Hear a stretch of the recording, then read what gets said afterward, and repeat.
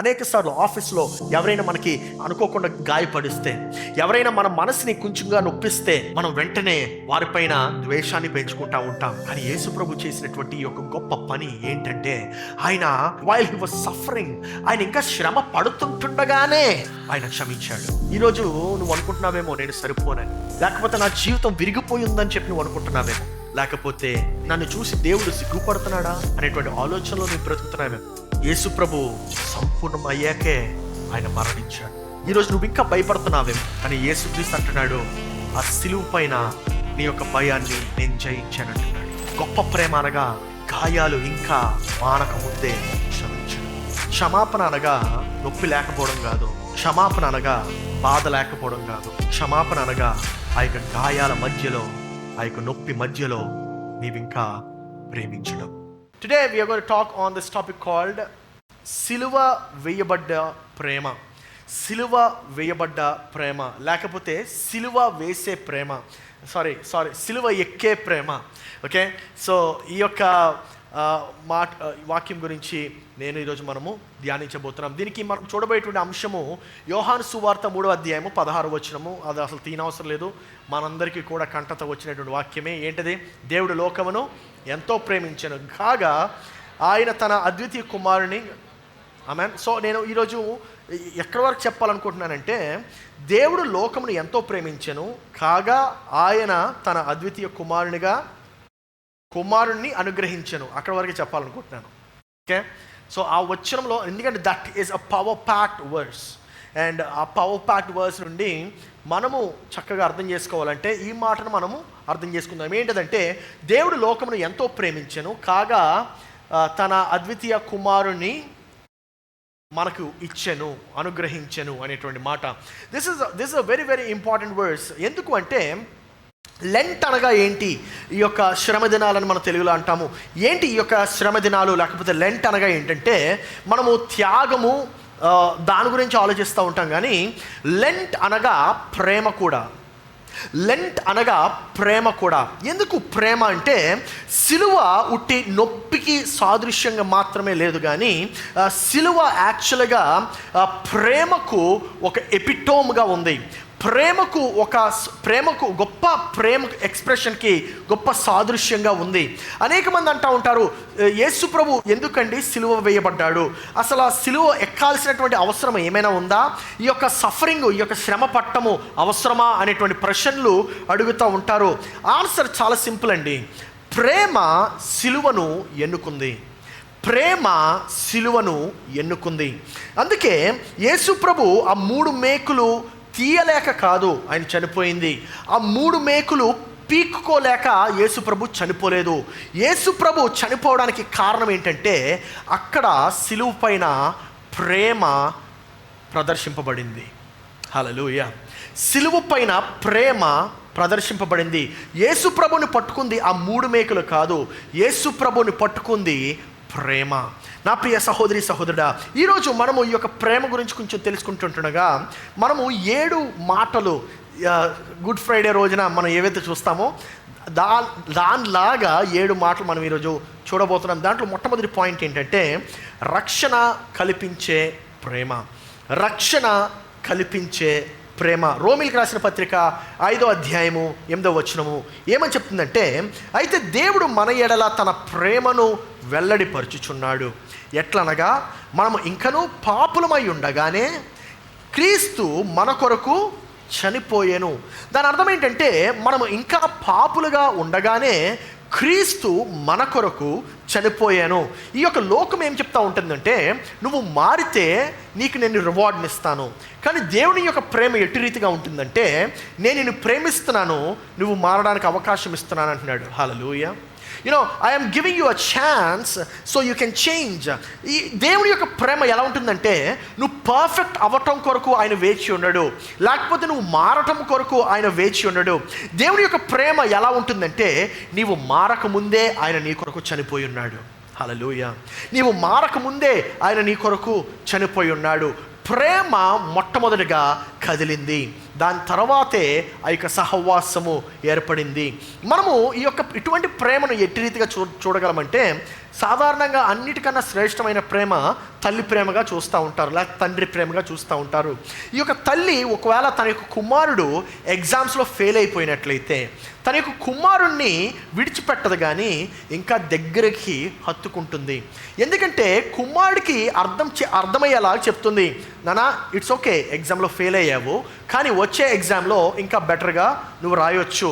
ఈ యొక్క ఎగ్జామ్ కాదు నిన్ను డిటర్మైన్ చేసింది, తల్లి యొక్క ప్రేమ నీకు గుర్తింపునిస్తుంది. హల్లెలూయా. అట్టి రీతిగా దేవుని యొక్క ప్రేమ మనకు గుర్తింపునిస్తుంది.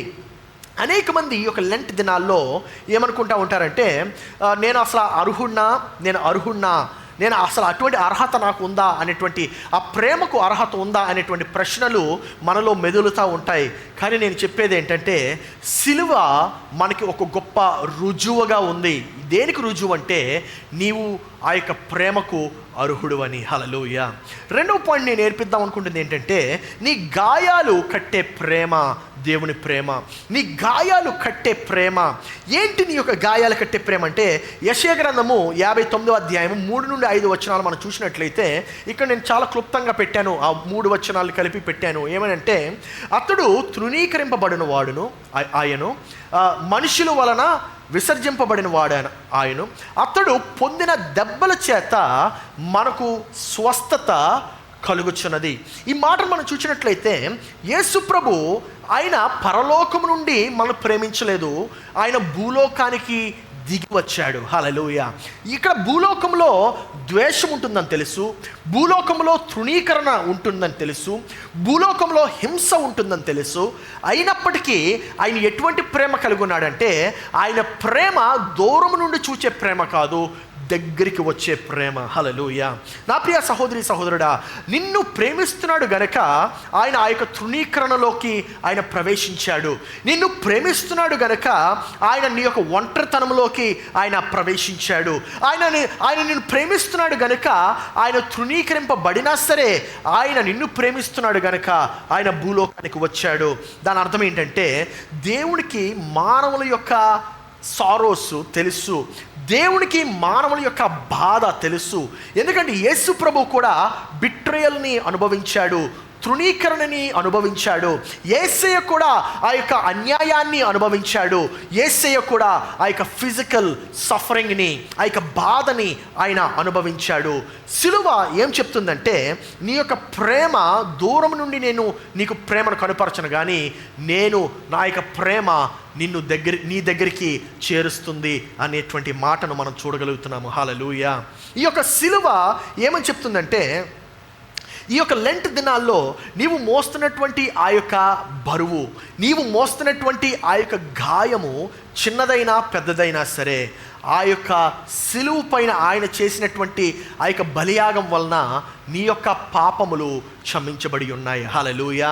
ఇంకొక మాట కూడా చూడగలము, సిలువ వల్ల అర్థమవుతుందంటే, నీ ఒక్కడవే సఫర్ అవ్వట్లేదు, ఆ యొక్క సఫరింగ్లో యేసు ప్రభు కూడా నీకు తోడుగా ఉన్నాడు. ఆమేన్. ఈ యొక్క మాటను మనం చూసినట్లయితే, ఈ ఒక తండ్రి తన యొక్క కొడుకు కొరకు ఎదురు చూసేటువంటి సన్నివేశము ఒకటి గుర్తొస్తూ ఉంటుంది. ఆ యొక్క అనేక బస్ స్టాప్స్లోని కాంప్లెక్సెస్లో మనము కొంచెం వృద్ధులుగా ఉండేటువంటి తల్లిదండ్రుల్ని మనం చూస్తూ ఉంటాం. ప్రాముఖ్యంగా తండ్రులు వెయిట్ చేస్తూ ఉంటారు. అలాగే ఒక దూరంగా ఉండేటువంటి పట్టణంలో తన కొడుకు కొరకు వెయిట్ చేస్తున్నటువంటి తండ్రిని మనం చూసినట్లయితే అది ఎలా ఉంటుంది? How is that situation going to be అంటే, ఆ యొక్క తండ్రి ప్రతి బస్సు కోసం ఎదురు చూస్తూ ఉంటాడు. ఈ బస్సులో నా కొడుకు వస్తున్నాడేమో అని ఎదురు చూస్తూ ఉంటాడు. ప్రతి బస్సులో రాకపోయినప్పటికీ నెక్స్ట్ వచ్చే బస్సులో ఎదురు చూస్తూ ఉంటాడు. ఈ యొక్క ఎదురు చూస్తూ ఉంటాడు. తన యొక్క వెయిటింగ్ ఎప్పుడు కూడా ఆగదు. ఎలాగైతే తన యొక్క కుమారుడు కొరకు తన యొక్క తండ్రి ఎదురు చూస్తూ ఉంటున్నాడో, అట్టి రీతిగా మన యొక్క పరలోకపు తండ్రి మన కొరకు ఆయన ఎదురు చూస్తూ ఉంటున్నాడు. నీవు ప్రతిసారి మారకపోవచ్చు. ఆ తండ్రి ఎలాగైతే ప్రతి బస్సు వస్తున్నప్పుడు ఎక్స్పెక్ట్ చేస్తూ ఉంటున్నాడో, అలాగా నీ యొక్క ప్రవర్తన ప్రతిసారి మారకపోవచ్చు. అయినప్పటికీ హీ డజంట్ గివ్ అప్. ఆయన నీ కొరకు ఎదురు చూస్తూనే ఉంటాడు. ఈరోజు మారుతావేమో అని ఎదురు చూస్తున్నాడు, మరుసటి రోజు మారుతావేమో అని ఎదురు చూస్తున్నాడు, కానీ తను మాత్రము ఎదురు చూస్తూనే ఉంటాడు. ఎలా చూస్తాడంటే, ఈ యొక్క బస్ స్టాప్లో వెయిట్ చేస్తున్నటువంటి తండ్రి కన్నీటితో ఎదురు చూస్తున్నాడేమో, కానీ నా పరలోకపు తండ్రి ఆయన యొక్క చేతికి పడినటువంటి గాయాలతో నీ కొరకు ఎదురు చూస్తున్నాడు.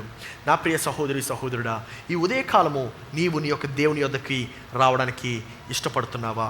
మూడవ పాయింట్ ఏంటంటే విధేయతను ఎన్నుకున్న ప్రేమ. విధేయతను ఎన్నుకున్న ప్రేమ. మనము లూకాసు సువార్త 22వ అధ్యాయము 43వ వచనంలో చూసినట్లయితే, తండ్రి ఈ గిన్నె నా యొద్ద నుండి నీ చిత్తమైతే తొలగించుము అనేటువంటి మాటను చూస్తున్నాము.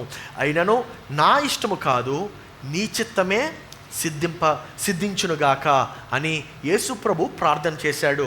ఈ యొక్క మాటను మనం చూసినట్లయితే, ఈ యొక్క కల్వరి కన్నా ముందే గెత్సెమనేటువంటి తోటలోనే యేసుక్రీస్తు యొక్క బాధ, యేసుక్రీస్తు యొక్క శ్రమ మొదలైంది. దాని అర్థం ఏంటి? యేసుక్రీస్తు యొక్క శ్రమ ఆ యొక్క సిలువ మీద ప్రారంభం అవ్వలేదు. యేసుక్రీస్తు యొక్క శ్రమ ఆ యొక్క గెత్సెమనేటువంటి తోటలోనే ప్రారంభమైంది. యేసుక్రీస్తుని మనం చూసినట్లయితే, దేవా ఈ యొక్క బాధను తొలగించగలవా, ఈ యొక్క శ్రమను తొలగించగలవా? అయినా సరే నేను అడుగుతున్నానని తొలగించొద్దు, నీ చిత్తమైతే, నీకు నీ యొక్క ప్రణాళికలో అది భాగమైతేనే తొలగించు అనేటువంటి మాటను చూస్తూ ఉంటున్నాము. అనేక సార్లు మనము ఎప్పుడు ప్రేమిస్తామంటే, అన్నీ అనుకూలంగా ఉన్నప్పుడే ప్రేమిస్తాము, మనకు బాధ కలిగినప్పుడు ప్రేమించము. కానీ ఈ మాటను మనం చూసినట్లయితే మనకి 3 పాఠాలు మనం నేర్చుకోవచ్చు. మొట్టమొదటిది ఏంటంటే, కష్టము అనిపించినా ప్రేమ విధేయతను మాత్రమే చూపించింది. కష్టము అనిపించినా ప్రేమ విధేయతను మాత్రమే చూపించింది. అనేక సార్లు తండ్రి కుమారుణ్ణి శిక్షించినప్పుడు, లేకపోతే తల్లి కుమార్తెను ఖండించినప్పుడు వెంటనే మనకు బాధ కలుగుతుంది. మనకు బాధ కలిగి మనము తండ్రిని ద్వేషించడం మొదలు పెడతాం, లేకపోతే తల్లి పైన కోపం చూపించడం మొదలు పెడతా ఉంటాం. కానీ యేసుప్రభు మాటలు చూసినట్లయితే, ఈ తండ్రి యొక్క తండ్రి యొక్క చిత్తానికే ప్రథమ స్థానం ఇస్తున్నాడు. He is giving the priority to God's plans. నా ప్రియ సహోదరి సహోదరుడా, ఇంకొక పాఠం కూడా నేర్చుకోవచ్చు మనం ఈ యొక్క మాట నుండి. ఏంటదంటే, ప్రేమ భావాలను దాటి దేవుని ప్రణాళికను నమ్ముతుంది. భావాలను దాటి అనేక సార్లు మనం మన యొక్క ఫీలింగ్స్కి ఇంపార్టెన్స్ ఇస్తూ ఉంటాం. మనం మన యొక్క ఫీలింగ్స్కి ఇంపార్టెన్స్ ఇచ్చి, ఎందుకు నన్ను ఇలాగా ట్రీట్ చేస్తున్నారు, ఎందుకు నన్ను ఇలాగా ఖండిస్తున్నారు అనేటువంటి మాటలు చూస్తూ ఉంటాం. బట్ ఐమ్ టెల్లింగ్ యూ, ఎందుకు చేస్తున్నారంటే అది అవసరం కనుక, అది నిన్ను ఎదిగింప చేస్తుంది కనుక. బట్ యు నో వాట్, మనం ఏమని ఫీల్ అవుతూ ఉంటామంటే, నా భావమే ప్రాముఖ్యము, ప్రేమ కాదని. బట్ యేసుప్రభు మాటలు చూసినట్లయితే, యేసుప్రభు యొక్క భావాలకి ఆయన అంత ప్రాధాన్యత ఇవ్వలేదు. తండ్రి పట్ల తను కలిగి ఉండేటువంటి ప్రేమకే తను ప్రాధాన్యతనిచ్చాడు. హల్లెలూయా. ఇంకొక పాఠం కూడా నేర్చుకోవచ్చు. ఏంటిదంటే, ప్రేమ యొక్క అత్యున్నత వ్యక్తీకరణ అప్పగింపు అనేటువంటిది. ప్రేమించడం అంటే సాధారణంగా ఏమనుకుంటామంటే, మనం వాళ్ళకి ఇష్టమైనటువంటిది ఇవ్వడము, లేకపోతే వారు కోరుకునేటువంటిది ఇవ్వడము అని చెప్పి అనుకుంటూ ఉంటాం. కానీ ప్రేమ అనగా ఏంటో తెలుసా? ఉన్నతమైనటువంటి ప్రేమ అనగా ఏంటంటే, మనం ప్రేమించేటువంటి వారికి అప్పగించుకోవడము. Are you surrendering yourself to the one who loves you? నా ప్రియ సహోదరి సహోదరుడా, అందుకే నేను చెప్తా ఉంటాను, యేసు ప్రభు ఆ యొక్క కల్వరి సిలువ పైన ఆయన విజయవంతుడు అవ్వలేదు. కానీ యేసు ప్రభు గెత్సెమనేటువంటి తోటలో ఎప్పుడైతే ఈ యొక్క ప్రార్థన చేశాడో, ఆ ప్రార్థనలోనే ఆయన విజయాన్ని పొందాడు. హల్లెలూయా. ఎందుకో తెలుసా? మన యొక్క విజయం అనేటువంటిది మన వ్యక్తిగత పోరాటాల్లోనే మనం గెలుస్తూ ఉంటాము. మనం వ్యక్తిగత పోరాటాల్లో మనం గెలవకపోయినట్లయితే బహిరంగంగా ఎన్నటికీ గెలవము. మనం అనేక సార్లు మనం చిన్న చిన్న పాపాలతో మనం పోరాటము చేస్తూ ఉంటాము. ఎవరికి తెలియనటువంటి పాపాలతో, మనం రహస్యమైనటువంటి పాపాలతో మనం పోరాటం చేస్తూ ఉంటాము. కానీ యేసు ప్రభువును మనం చూసినట్లయితే ఆయన రహస్యమందు గెలిచాడు గనుకనే తండ్రి యొద్ద బహిరంగంగా అందరి ముందు గెలిచాడు. హల్లెలూయా. నా ప్రియ సహోదరి సహోదరుడా, 4వ మాట మనం చూసినట్లయితే ఏంటదంటే, శ్రమ పడుతూ క్షమించే ప్రేమ. శ్రమ పడుతూ క్షమించే ప్రేమ. మనము ఈ యొక్క సాధారణంగా ఎవరినైనా ప్రేమించాలంటే అనుకూల సమయాల్లోనే ప్రేమిస్తూ ఉంటాం, అన్నీ బాగున్నప్పుడే ప్రేమిస్తూ ఉంటాం. కానీ మనం లూకాసు సువార్త 23వ అధ్యాయం 34వ వచనం చూసినట్లయితే, యేసు, తండ్రి వీరు ఏమి చేయుచున్నారో వీరు ఎరుగరు గనుక వీరిని క్షమించమని చెప్పాను. ఈ మాట ఎప్పుడు చెప్పాడో తెలుసా అండి? ఆయన సిలువ యాగం అవుతున్నప్పుడే చెప్పాడు. He told those words while he was suffering on the cross. అనేక సార్లు మనం బాధపడుతున్నప్పుడు క్షమించడం చాలా కష్టమవుతుంది. అప్పుడే ఫ్రెష్గా వూండ్ ఉంది, మనం క్షమించడం చాలా కష్టమవుతుంది. ఇక్కడ ఫ్రెష్గా వూండ్ ఉండడం కాదు, శ్రమ పడుతున్నప్పుడే యేసుప్రభు ఏమని చెప్పాడంటే, వారు ఏం చేస్తున్నారు వారికి తెలియదు, వారిని క్షమించుడి అనేటువంటి మాటను చూస్తూ ఉంటున్నాం మనం. నా ప్రియ సహోదరి సహోదరుడా, అనేక సార్లు ఆఫీస్లో ఎవరైనా మనకి అనుకోకుండా గాయపడిస్తే, ఎవరైనా మన మనసుని కొంచెంగా నొప్పిస్తే, కొంచెం నొచ్చుకుంటే మనం వెంటనే వారిపైన ద్వేషాన్ని పెంచుకుంటూ ఉంటాం.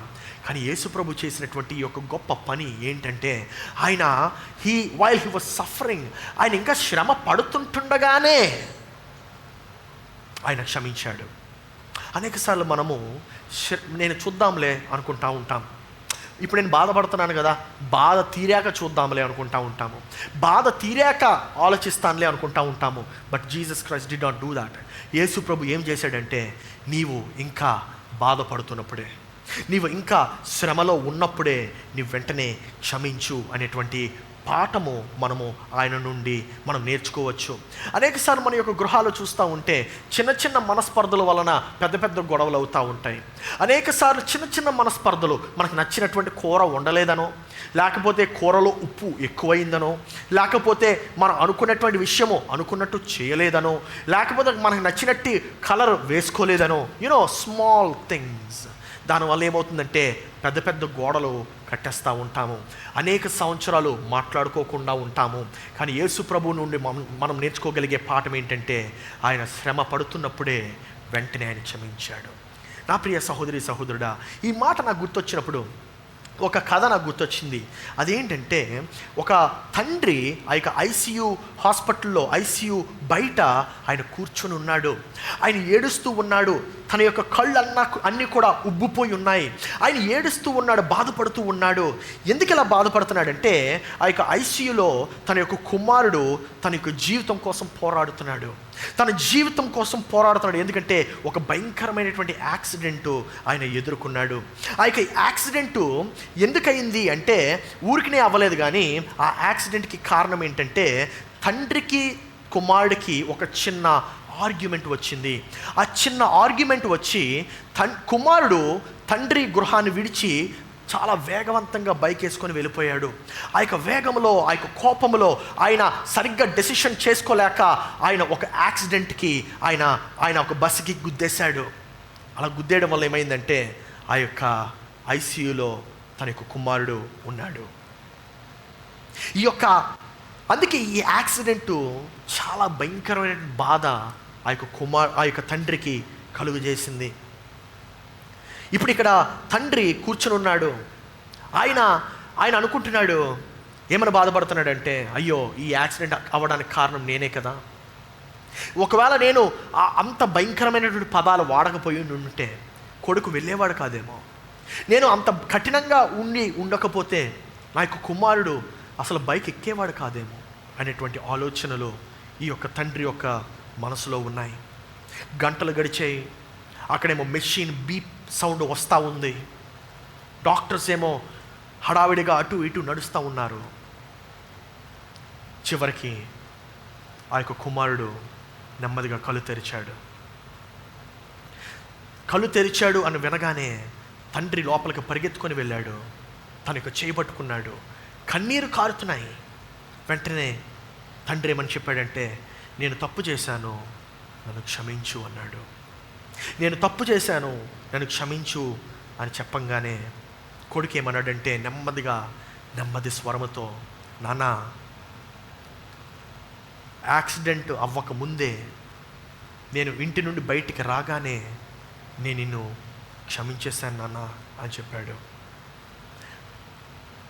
యేసుప్రభు నీ కొరకు చేసినటువంటి కార్యము ఏమైనా ఉందంటే అది ఇదే. నీవు పాపం చేసిన వెంటనే ఆయన నిన్ను క్షమించాడు. కానీ మనము ఆ యొక్క పాపాన్ని పట్టుకొని ఉంటున్నాము. అనేక మంది యేసుప్రభుని మాక్ చేశారు, హేళన చేశారు, తృణీకరించారు, గాయపరిచారు. ఆ యొక్క సిలువ ఎక్కించి మేకులతో ఆయనని కొట్టారు. ఆయన ఆ యొక్క భయంకరమైనటువంటి బాధను అనుభవించాడు. అయినా సరే యేసు ప్రభు ఏమన్నాడంటే 34వ వచనంలో, వీరేమి చేయుచున్నారో వీరెరుగరు గనుక వీరిని క్షమించమని యేసు ప్రభు చెప్పాడు ఈ మాట. గాయాలు అంత మానిపోయినప్పుడు క్షమించడము పెద్ద గొప్ప ప్రేమ కాదండి. గొప్ప ప్రేమ అనగా గాయాలు ఇంకా మానక ముందే క్షమించడము. ఈరోజు నిన్ను ఎవరు బాధ పెట్టారు? నీ ఆఫీస్లో గత వారము ఎవరు నిన్ను బాధ పెట్టారు? లేకపోతే ఎవరు నన్ను క్షమించు అని అడగలేదు? ఎవరు పెట్టినటువంటి గాయాన్ని నువ్వు ఇంకా ఆ యొక్క నొప్పిని మోస్తున్నావు?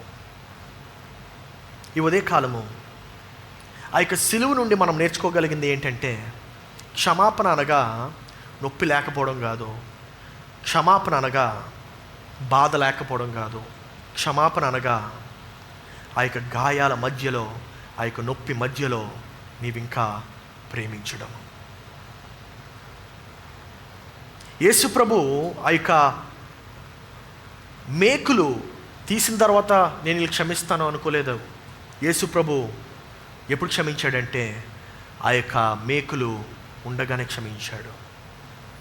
5వ పాయింట్ నేను మీకు నేర్పిద్దాం అనుకుంటుంది ఏంటంటే, పాపాన్ని తొలగించే ప్రేమ. పాపాన్ని తొలగించే ప్రేమ మన దేవుని ప్రేమ. 2వ కొరింథీయులకు రాసిన పత్రిక 5వ అధ్యాయం 21వ వచనం చూసినట్లయితే, ఎందుకనగా మనం ఆయన యందు దేవుని నీతి అగునట్లు పాపము ఎరుగని ఆయనను మన కోసము పాపముగా చేసెను. This is powerful. యేసు ప్రభు ఏదైతే మనము పొందాల్సినటువంటి గాయాలు ఉన్నాయో అది ఆయన తీసుకున్నాడు. ఆయన కలిగినటువంటి జీవితాన్ని మనకిచ్చాడు. I call it the greatest exchange. ఆయన ఎక్స్చేంజ్ చేశాడు. ఆయన యొక్క నీ బాధని తీసుకున్నాడు, నీ శ్రమని తీసుకున్నాడు.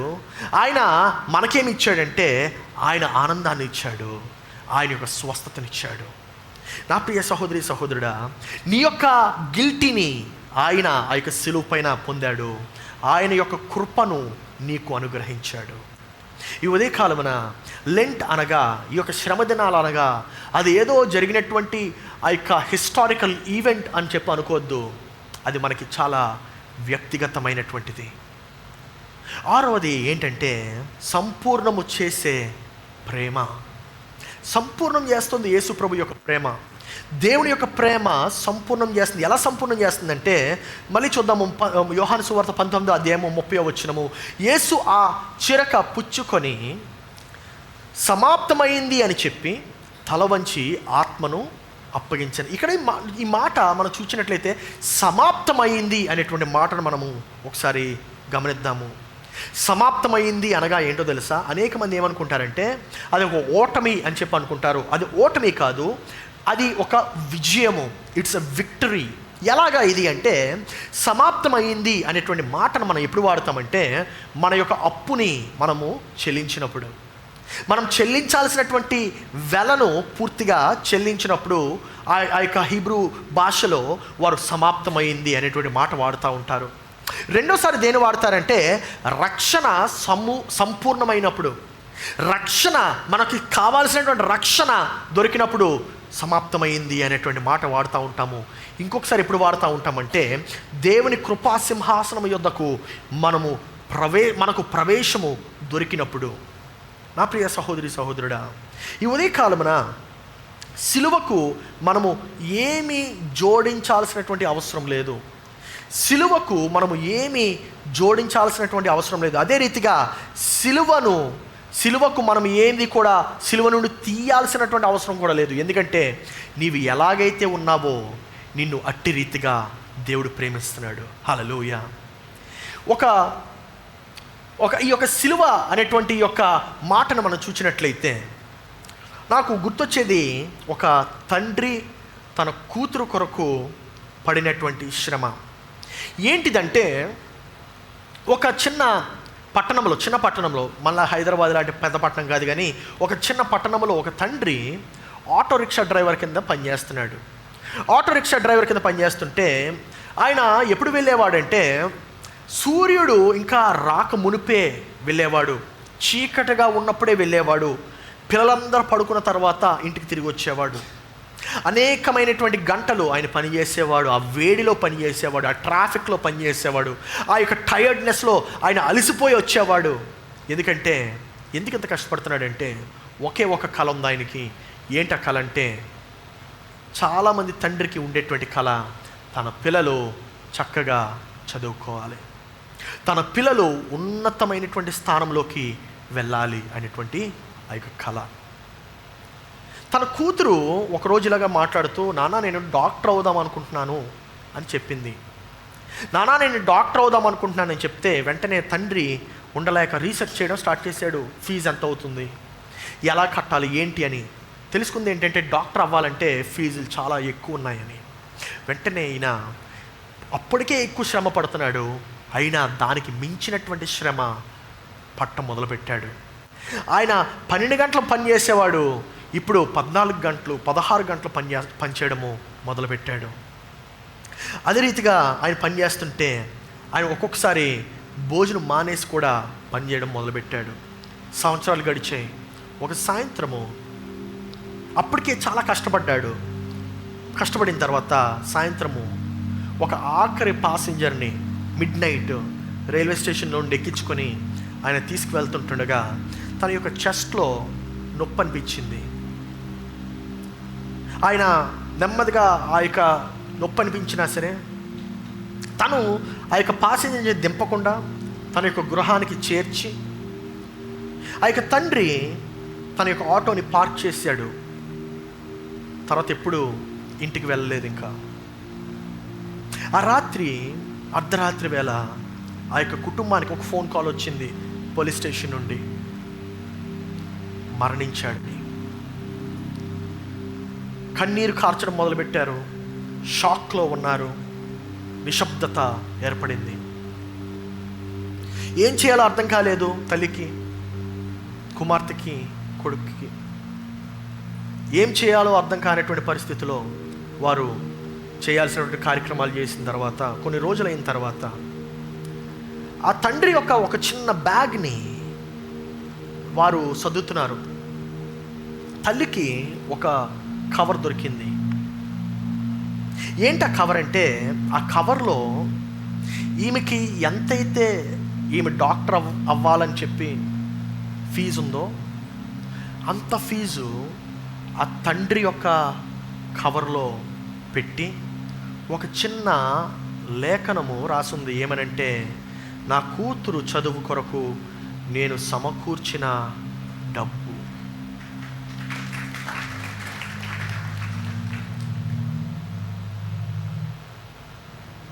నా కూతురు చదువు కొరకు నేను సమకూర్చిన డబ్బు.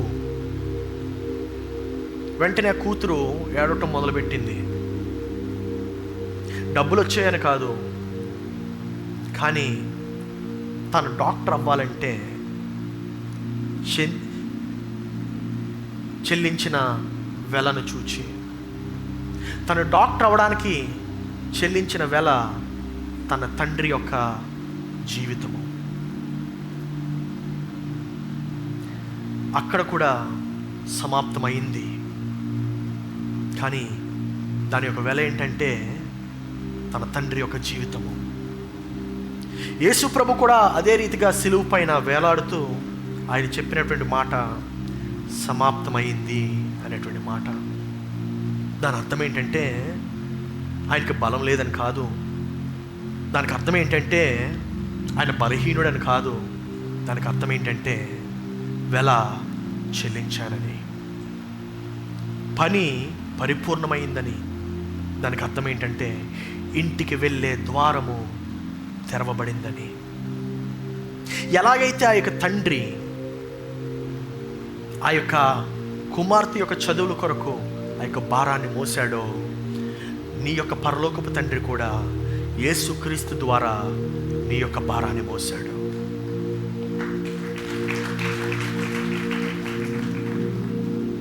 ఆ యొక్క సిలువ దగ్గర పరలోకంలో ఆ యొక్క కవర్ తెరిచినట్లయితే ఆ యొక్క కవర్లో ఏమని రాయబడి ఉంటుందో తెలుసా?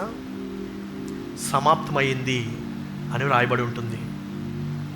నా ప్రియ సంగమా, ఈరోజు నువ్వు అనుకుంటున్నావేమో నేను సరిపోనని, లేకపోతే నా జీవితం విరిగిపోయిందని చెప్పి నువ్వు అనుకుంటున్నావేమో, లేకపోతే నన్ను చూసి దేవుడు సిగ్గుపడుతున్నాడా అనేటువంటి ఆలోచనలో నువ్వు బ్రతుకుతున్నావేమో.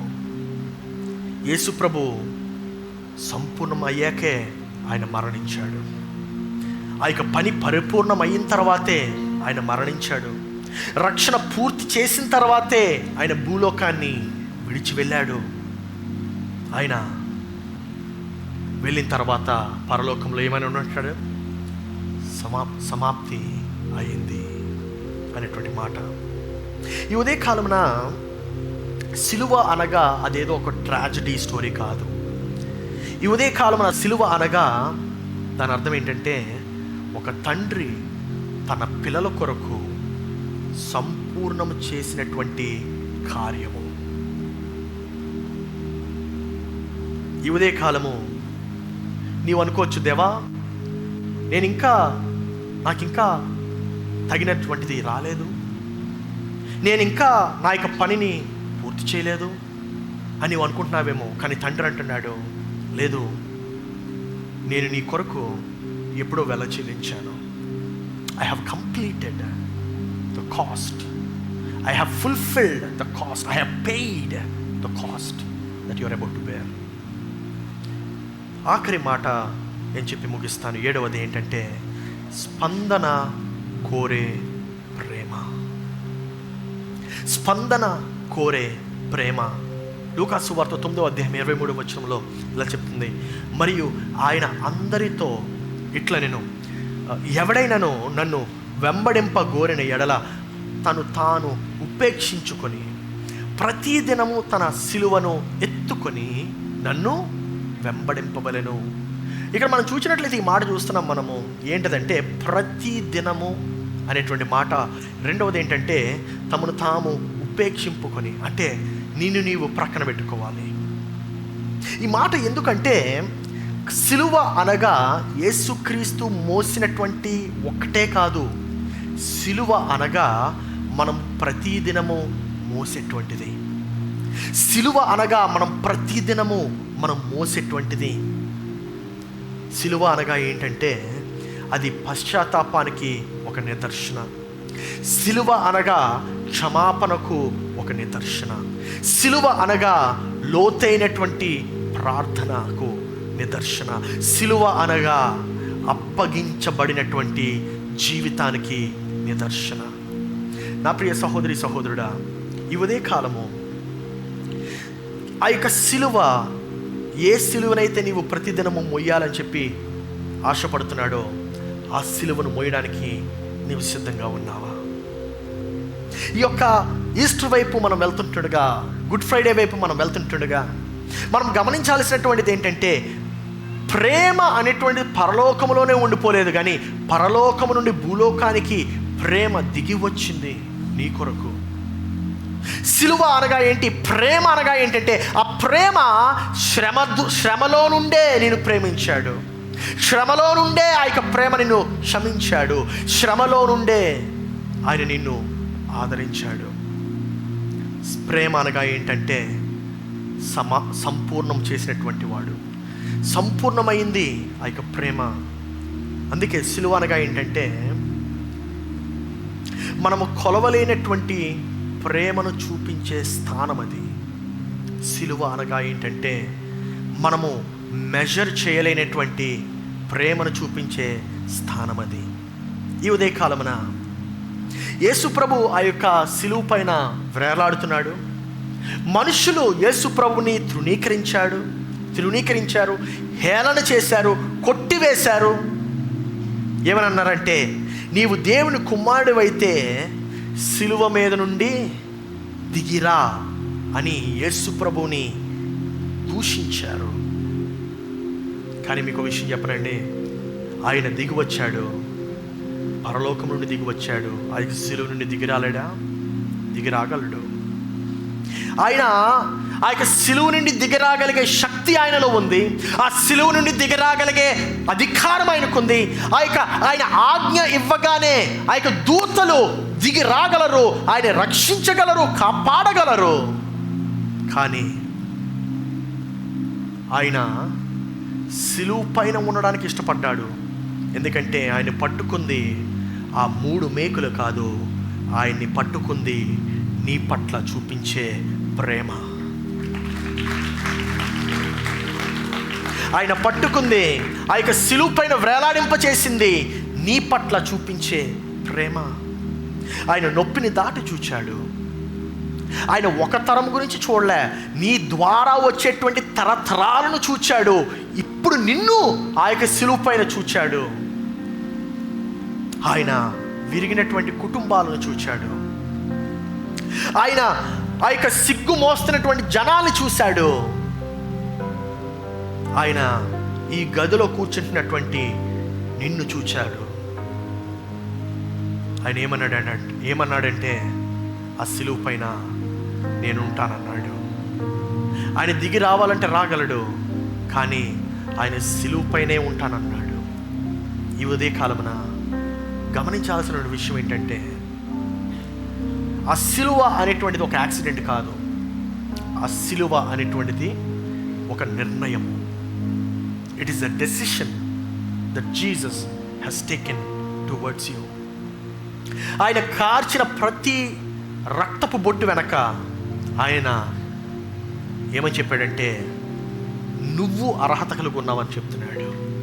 ఆయన కార్చిన ప్రతి రక్తపు బొట్టు వెనక ఆయన ఏమని చెప్తున్నాడంటే, నేను నిన్ను విడువను అని చెప్తున్నాడు.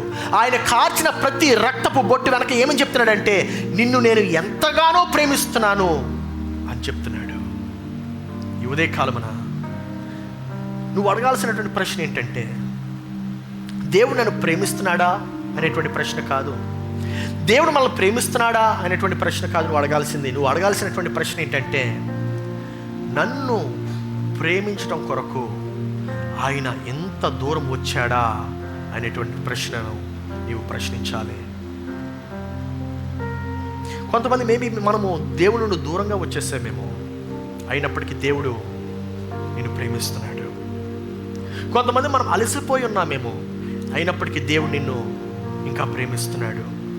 కొంతమంది బయటికి నవ్వుతూ ఉంటున్నారు, కానీ లోపల విరిగినటువంటి మనసు కలిగి ఉన్నారేమో.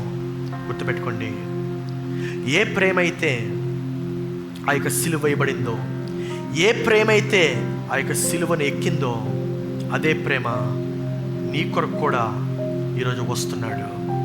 అదే ప్రేమ నీ కొరకు కూడా ఈ ఉదయకాలమున నీ వెనక వస్తున్నాడు. ఆయనే నా యేసు ప్రభు. ఆ యొక్క సిలువ అనగా ఏంటి అంటే, అక్కడ మరణము ఉండేటువంటి స్థానం కాదది. అక్కడ యేసు ప్రభు మరణించినటువంటి స్థానం కాదు సిలువ అనగా. సిలువ అనగా ఏంటి? గర్వము మరణించిన స్థానము. సిలువ అనగా ఏంటి? అపరాధము చనిపోయినటువంటి స్థానము. సిలువ అనగా ఏంటంటే భయము చనిపోయినటువంటి స్థానము. నా ప్రియ సహోదరి సహోదరుడా, ఈరోజు నువ్వు ఇంకా భయపడుతున్నావేమో, కానీ యేసుక్రీస్తు అంటున్నాడు, ఆ సిలువ పైన నీ యొక్క భయాన్ని నేను జయించానంటున్నాడు. నీవు ఇంకా గర్వంతో జీవిస్తున్నావేమో, యేసు ప్రభు అంటున్నాడు, నీ గర్వాన్ని నేను సిలువ పైన జయించానంటున్నాడు.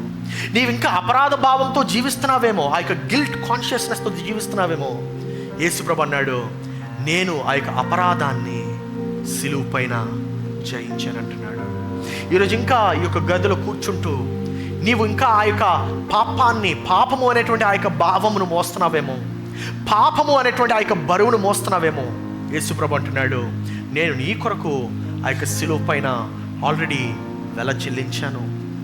ఎలాగైతే ఆ యొక్క తండ్రి ఆటో నడుపుతూ తన యొక్క కూతురు చదువు కొరకు ఎలాగైతే ఆ యొక్క వెల చెల్లించాడో, మన తండ్రి యేసుక్రీస్తు ద్వారా నీ కొరకు వెల చెల్లించాడు. ఇకపై నువ్వు ఆ యొక్క బరువును మొయ్యాల్సినటువంటి పని లేదు. ఇకపై నువ్వు ఆ యొక్క అపరాధ భావముతో జీవించాల్సినటువంటి పని లేదు. You are free from every sin. You are free from every debt, because he paid for you. ఆయన నీ కొరకు చెల్లించాడు. నీవు ఇంకా ఆ యొక్క బరువును మోస్తున్నట్లయితే, నీవు ఇంకా ఆ యొక్క ఆలోచనలో బ్రతుకుతున్నట్లయితే, నీ యొక్క కాళ్ళు పైన లేచి నిలబడి నీ యొక్క పరలోకంలో ఉన్నటువంటి తండ్రికి, దేవా ఈ యొక్క బరువును నా నుండి తీసివేయి ప్రభువా, దేవా నీవు నా నుండి నైనా ఈ యొక్క అపరాధ భావంను తొలగింప చేయని చెప్పి నీవు ఆయనతో మాట్లాడగలవా? గమనించు, బహిరంగంగా నువ్వు విజయాన్ని పొందాలంటే రహస్యమందు నీ యొక్క సంభాషణ దేవునితో చాలా ప్రాముఖ్యము. బహిరంగంగా నువ్వు విజయవంతురాలుగా ఉండాలంటే నీవు దేవునితో చేసేటువంటి ఆ యొక్క రహస్య సంభాషణ చాలా ప్రాముఖ్యము. నా ప్రియ సహోదరుడా, ఈరోజు నువ్వు ఇంకా ఆఫీసులో ఎవరో నన్ను ఏదో అన్నారని, లేకపోతే నా యొక్క బాస్ నన్ను తిట్టాడని, లేకపోతే నా యొక్క బంధుమిత్రులు నన్ను హేళన చేశారని నీవు ఆలోచిస్తున్నావా?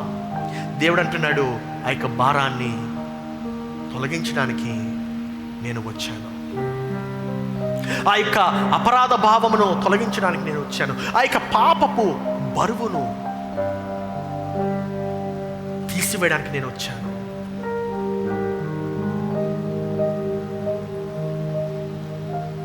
చెప్పగలవా, యేసయ్యా నేను మరలా తిరిగి ఆ యొక్క సిలువ ఎక్కుతున్నానయ్యా, దేవా నేను మరలా నా యొక్క సిలువను మోస్తున్నాను ప్రభువా, ప్రతి దినము మోస్తున్నానయ్యా. నీవు నా పట్ల చూపించే ప్రేమ నాకు ఇప్పుడు వరకు అర్థం కాలేదు ప్రభువా. కానీ ప్రభువా, ఈ ఉదయకాలంనైనా దేవా నీవు శ్రమ పడుతూనే నీవు నన్ను క్షమించావు, దేవా నీవు బాధపడుతూనే క్షమించావు, హేళన చేస్తున్నప్పుడే నువ్వు క్షమించావు. దేవా నీవునైనా ఆ యొక్క సిలువుపై నుండి నీవునైనా ఆ యొక్క ప్రేమగా నీవు నన్ను చూచావయ్యా, ఆ యొక్క బాధను దాటి చూసావు. ఈ ఉదయకాలం ప్రభువా, అటువంటి ప్రేమకు అర్హున్నా నేను అనేటువంటి ప్రశ్న నేను ఇంకా ప్రశ్నిస్తున్నాను ప్రభువా. కానీ ప్రభువా, ప్రతి రక్తపు బొట్టు వెనక నీవు నా కొరకు కార్చినటువంటి ఆ యొక్క రక్తాన్ని, నీవు నా కొరకు చెల్లించినటువంటి వెల చెల్లించినటువంటి ఆ యొక్క రక్తాన్ని ప్రభువా నేను చూచినట్లయితే నేను అర్హుణ్ణి కాను అని ఇప్పటికీ అనిపిస్తుంది ప్రభువా. కానీ ప్రభువా, నీవు సమాప్తమైంది అని చెప్పావు, నీవు నా కొరకు మరణించావు దేవా, నీవు నా కొరకు మరణించావు ప్రభువా. ఆ యొక్క సిలువ పైన వేలాడుతూ ఆ యొక్క నొప్పిని, బాధని దాటి చూడ్చావయ్యా. నీవు రావాలనుకుంటే వెంటనే దిగి రావచ్చు ప్రభువా. ఆ యొక్క శ్రమ నుండి తప్పించుకోవాలంటే నీవు వెంటనే తప్పించుకోవచ్చు ప్రభువా. కానీ ఆ యొక్క శ్రమలో నీవు నన్ను చూసావు, నేను పడుతున్న శ్రమను చూసావు, నేను పడుతున్న గాయాన్ని చూసావు. నా పైన నీవు కలిగి ఉన్న ప్రేమ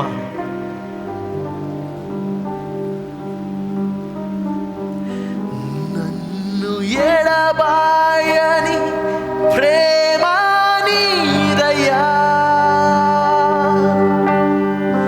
నన్ను ఎడబాయని ప్రేమ నీదయ్యా,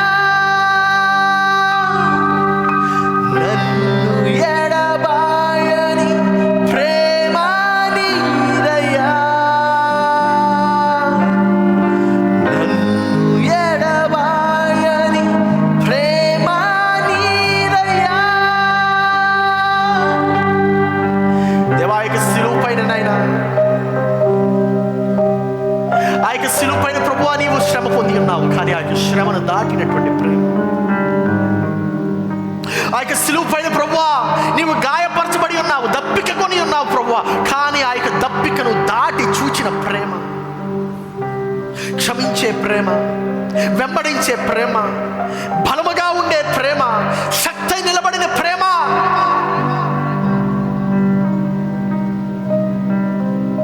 దేవా ఇదే కాలం ప్రభువా నీ పాదాల చెంత ప్రభువా నన్ను నేను చేర్చుకుంటూ, నా మనసును ప్రభువా నీ వైపు మళ్ళిస్తూ ప్రభువా నీవు నా పట్ల ఎంత ప్రేమ చూపించావో నేను అర్థం చేసుకున్నప్పుడు ప్రభువా నా గుండె పగిలితుందయ్యా.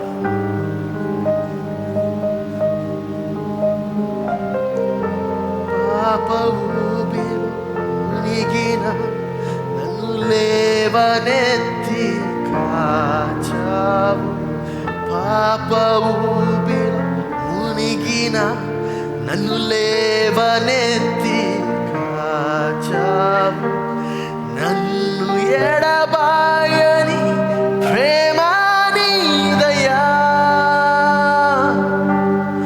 నన్ను ఎడబాయని ప్రేమ నీదయ్యా,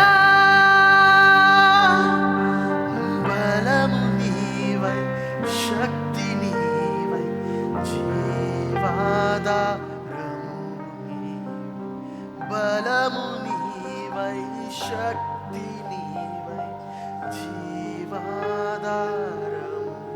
నీవై. దేవా, నా యొక్క బలహీనత నుండి నైనా నీవు నన్ను బలపరిచావు. దేవా, నా యొక్క శక్తిహీనటువంటి స్థితిలోనైనా నీవు నా కొరకు శక్తిగా నిలబడ్డావు. దేవా, ఇక మనుషుల యొక్క ద్వేషమును, దేవా, మనుషుల యొక్క ప్రతి కీడును దాటి చూచినటువంటి ప్రేమ నీది.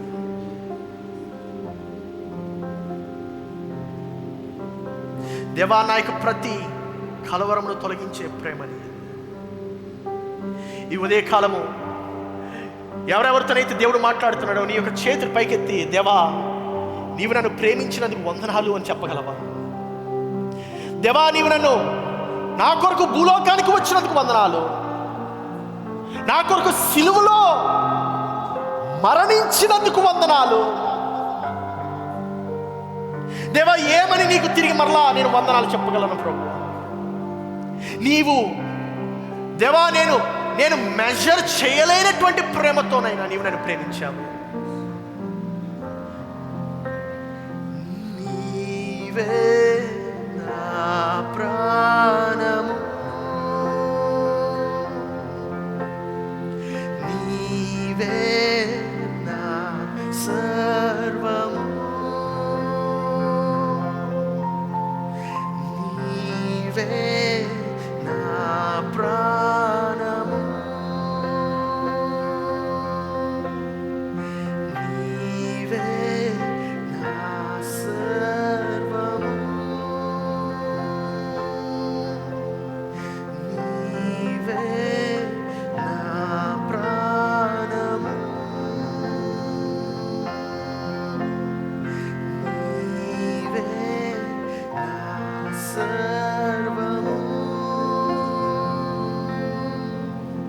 నీవే నా ప్రాణము, నీవే నా సర్వము.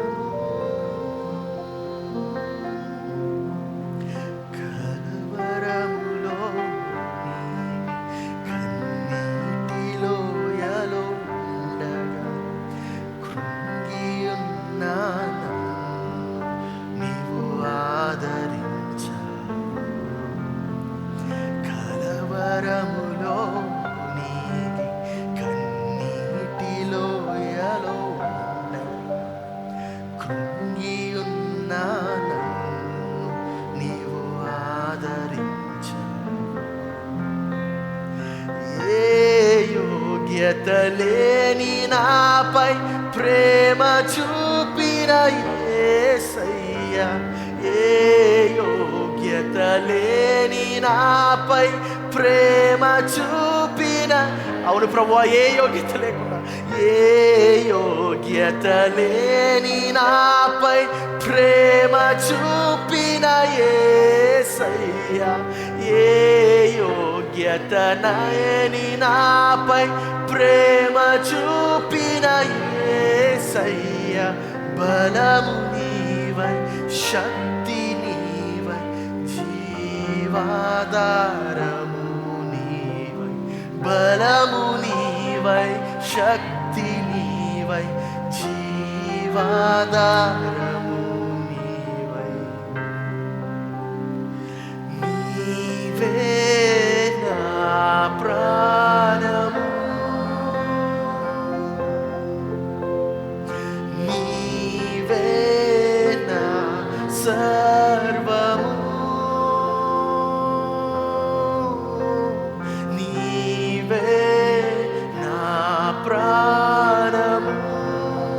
యేసయ్యా, ఓ నీవే నా సర్వము.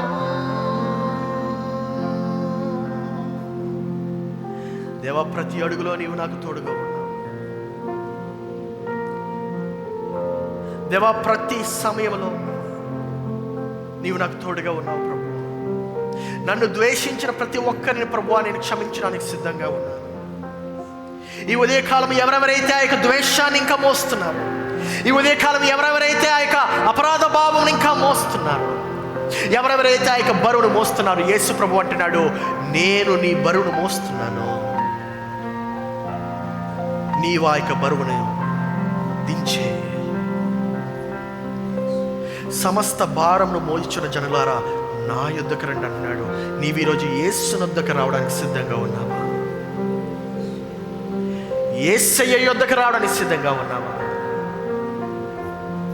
ఆయన నిన్ను స్వస్థపరుస్తున్నాడు, నిన్ను సంపూర్ణంగా చేస్తున్నాడు. నీ కొరకు ఆయన వెల చెల్లించాడు. దేవా, ఈ ఉదయకాలం ప్రభువా నీవు మాతో మాట్లాడినందుకు వందనాలు. ఇప్పుడు వరకు ప్రభువా నీవును మా యొక్క హృదయంతో మా యొక్క హృదయాల్ని ప్రభువా పరిశీలించి పరిశోధన చేసినందుకు వందనాలు. దేవా, ఇప్పుడు వరకునైనా నీవు యొక్క మాటలను నిజమైనటువంటి రూపాంతరము మేము పొందుకొని నీ యొక్క మాటలు ప్రభువా మాలోని ఒక గొప్ప మార్పుని తెచ్చేలాగా, ఎవరినైతే ఇంకా క్షమించలేకపోతున్నామో ఆ యొక్క శ్రమలో నుండే వారిని క్షమించేలాగా, ఆ యొక్క బాధలో నుండే క్షమించేలాగా, ఆ యొక్క గాయములో నుండే క్షమించేలాగా నీవు మాకు బలమును శక్తిని దయచేయమని ప్రార్థిస్తున్నాను. ఈ ఉదయకాలం ప్రభువా మేము తిరిగి ఇంటికి వెళ్తున్నప్పుడు తేలికైనటువంటి మనసుతో, క్షమింపబడినటువంటి మనసుతో, క్షమాపణ పొందినటువంటి మనసుతో, క్షమించినటువంటి మనసుతో మేము తిరిగి వెళ్ళడానికి సహాయం చేయం. ఎవరి మీద ద్వేషము లేకుండా, ఎవరి మీద కక్ష లేకుండా నీ వంటి నూతనమైన మనసుతో చిన్న పిల్లల వలె మేము వెళ్ళడానికి సహాయం చేయం. మమ్మల్ని ముట్టుము, బలపరచు. యేసు పరిశుద్ధ నామములో అడిగి ప్రార్థిస్తున్నాము తండ్రి, ఆమేన్. మన తండ్రి అయిన దేవుని ప్రేమ, యేసుక్రీస్తుని కృప, పరిశుద్ధాత్మని యొక్క సహవాసం ఇక్కడ చేరిన మనకును సంఘమంతటికి సదాకాలము తోడైనగాక. ఆమేన్.